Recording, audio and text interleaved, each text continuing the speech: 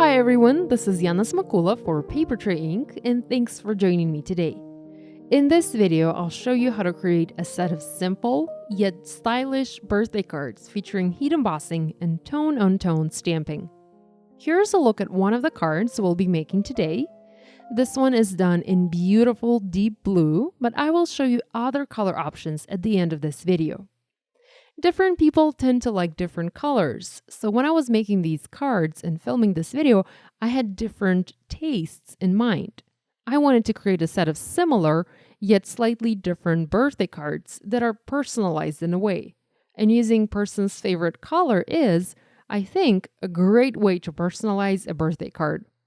Because I am making a set of cards in this video, I am using a MISTI tool for my stamping. Several MISTIs actually, to make things go a little faster. You don't have to use a stamp positioner like MISTI or a similar one. This same type of stamping can be done using a clear block, but using a stamping tool surely saves a lot of time and helps avoid mistakes. I'm starting by stamping a gorgeous confetti background or confetti border along the top edge of my cardstock panel. Here I'm using Enchanted Evening cardstock from Paper Tray Ink. The confetti background comes from the Good Times stamp set. I also already have a birthday stamp mounted on the door of my MISTI, and this one comes from the Birthday Cheer stamp set. And below the large birthday, I have an additional sub-sentiment. This particular one says, "To a very special friend," although I will be changing the sub-sentiments to diversify my cards. I'm going to do a lot of heat embossing, so I'm using my anti-static powder tool and prepping my paper.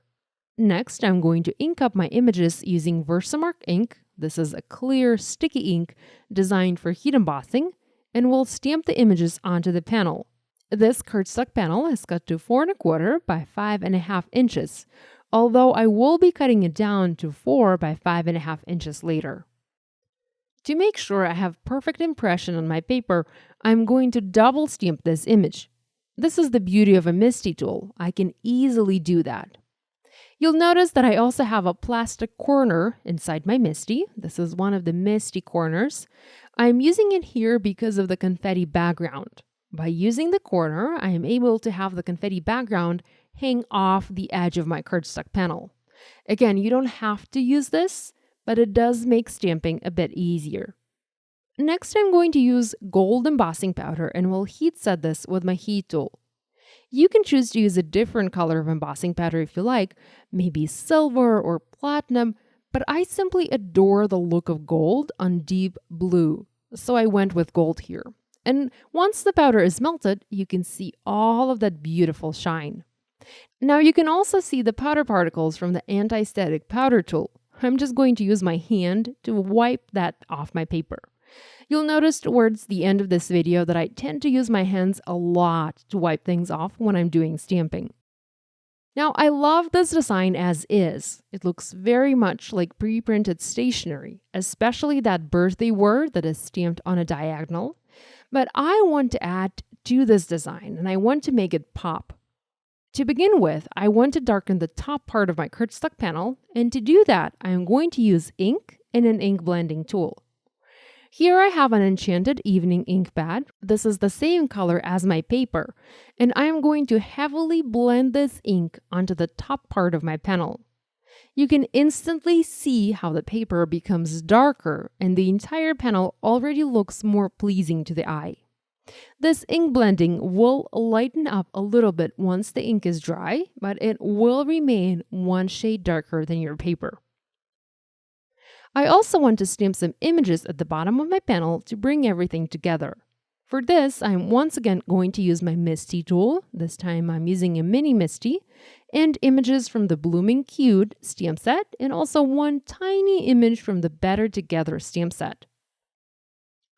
So I have this tiny sentiment square that says "Handmade with Love." I loved how little and personal it is, so I made sure to include it under the heat emboss sentiment on this project. I also heat embossed it on some of my other cards, and I'll show you that in a minute. I added several additional images, a leaf cluster and a pineapple, or I guess it's a funky looking flower, and stamped all of those using same Enchanted Evening ink color. I also added 2 berry branches and a leaf I stamped them in the same manner, and that completed this birthday card design. It ended up being very modern and very stylish. Now I trimmed this panel to 4 by 5.5 inches and foam mounted it onto an A2 top folding card base. This card was still missing one element, a word wishes, so I stamped wishes in black ink onto white cardstock strip. I trimmed one of the ends of the cardstock strip into a V shape and foam mounted that onto the card. Although if you want to skip this part, you can heat emboss the wishes word directly onto your panel. So I wanted to show you the other color options for this card design. I made quite a few, so I filmed bits and pieces of the process using other colors. Here, for example, I have a panel of Simply Chartreuse cardstock and Prairie Grass ink color. I did not use the same color of ink as my paper, but still got very beautiful results. So even if you don't have matching ink and paper, look through your stash for similar colors. They might also work. For the next card, I used Hawaiian Shores paper and Tropical Leaf ink color. Again, this was not a perfect match, but the result was very stunning. Next one used Scarlet Jewel paper and same color ink pad. This ended up looking very royal with the gold on red. Another one I did was Winter Wisteria with the Amethyst Allure. I love purple and I have a close friend who also loves purple, so I was thinking about her when I picked this color.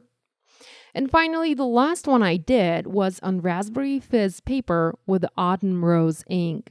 I did try the same ink color to begin with, but I wanted a slightly darker color on top, so I used Autumn Rose instead here. I had a blast making these cards, and considering I made a bunch, they didn't take long to produce at all. I'd like to encourage you to pull out your stamps, inks, and paper and create identical or similar projects. So this finishes today's video. Thank you so much for joining me today. I hope I was able to inspire you to create. I'll see you next time. Bye!